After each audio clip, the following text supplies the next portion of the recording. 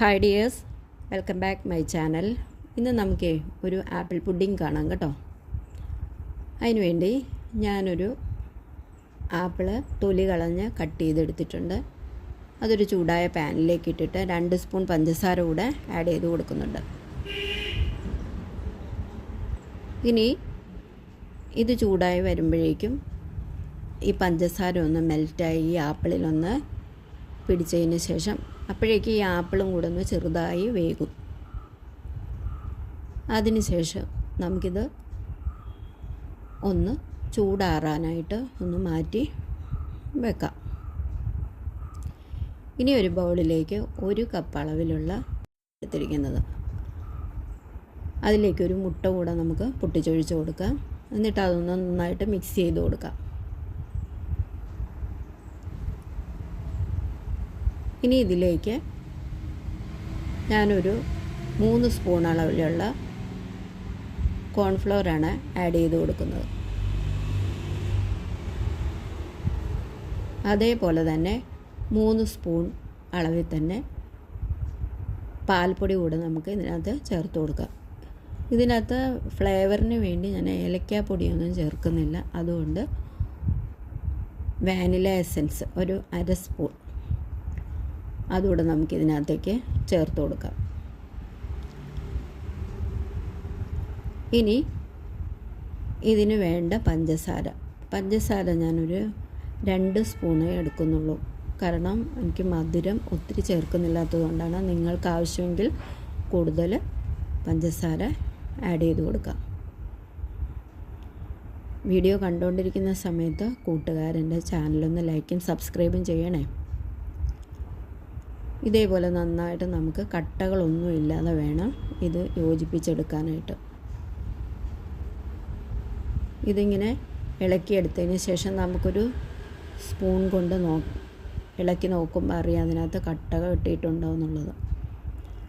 ഇനി നമ്മൾ ഈ തണുക്കാൻ വെച്ചിരിക്കുന്ന നമ്മുടെ ആപ്പിൾ കൂട്ട് നമുക്കൊരു മിക്സിയുടെ ജാറിലിട്ട് നന്നായിട്ട് അരച്ചെടുക്കാം.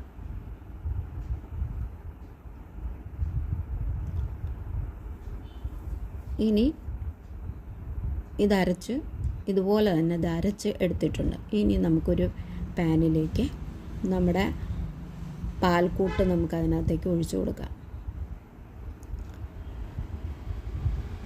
അതിനുശേഷം ഗ്യാസ് ഓൺ ചെയ്ത് ഇതേപോലൊരു സ്പൂൺ കൊണ്ട് ഇളക്കി കൊടുത്തുകൊണ്ടിരിക്കണം. ഇത് പെട്ടെന്ന് കുറുകുന്നത് കാരണം ഇങ്ങനെ ഇളക്കി കൊടുത്തുകൊണ്ടിരിക്കണം.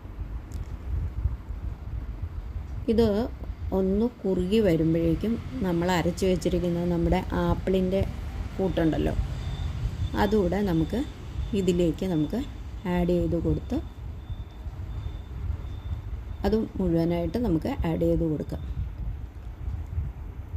അതുകൂടെ ആഡ് ചെയ്ത് കൊടുത്ത് നമുക്ക് ഇത് നന്നായിട്ട് കുറുക്കിയെടുക്കാം. കണ്ടോ, ഇത് കുറുകി തുടങ്ങിയിട്ടുണ്ട്.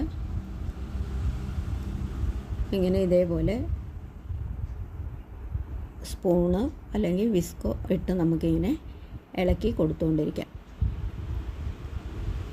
അങ്ങനെ ഇത് കുറുകി വന്നിട്ടുണ്ട്. ഈ ഒരു രീതിയിൽ വേണം എടുക്കാനായിട്ട്. ഇനി ഇത് ചൂടോടുകൂടി തന്നെ നമുക്ക് ഒരു ഗ്ലാസിൻ്റെ ട്രേയിലേക്ക് നമുക്ക് മാറ്റി കൊടുക്കാം. ഇത് എൻ്റെ കൈവശം ഗ്ലാസ് ട്രേ ഉള്ളതുകൊണ്ടാണ് ഞാനത് എടുത്തിരിക്കുന്നത്. നിങ്ങളുടെ കയ്യിൽ സ്റ്റീൽ ട്രേയോ അല്ലെങ്കിൽ സ്റ്റീൽ ഡബ്ബയോ അങ്ങനെ എന്തെങ്കിലും ഉണ്ടെങ്കിൽ അതാണേലും മതി. എന്നിട്ട് ഇതൊന്ന് സെറ്റ് ചെയ്ത് കൊടുത്തതിന് ശേഷം ഞാനിതിലേക്ക് കുറച്ച് ബദാമും പിസ്തയും കൂടെ ക്രഷ് ചെയ്ത് ഇതിലേക്ക് ചേർത്ത് കൊടുക്കുന്നുണ്ട്. അതിനുശേഷം നമുക്കിത് റൂം ടെമ്പറേച്ചറിൽ ഇരുന്നൊന്ന് തണുത്തതിന് ശേഷം നമുക്ക് ഫ്രിഡ്ജിൻ്റെ താഴത്തെ തട്ടിൽ വെച്ച് നമുക്കൊന്ന് തണുപ്പിച്ച് എടുക്കാം. അതിനുശേഷം നമ്മൾ ഇതേപോലെ ഒന്ന് സ്പൂൺ കൊണ്ട് കുറേശ്ശെ എടുത്തൊന്ന് കഴിച്ച് നോക്കണം. എന്താ ടേസ്റ്റ് എന്നറിയാമോ?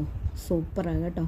കുഞ്ഞുങ്ങൾക്കൊക്കെ കൊടുക്കാൻ പറ്റുന്നതും അതേപോലെ തന്നെ നമുക്കും കഴിക്കാൻ പറ്റുന്ന ഒരു ഐറ്റമാണ്. ഈ പുഡിങ് സൂപ്പറാണ്.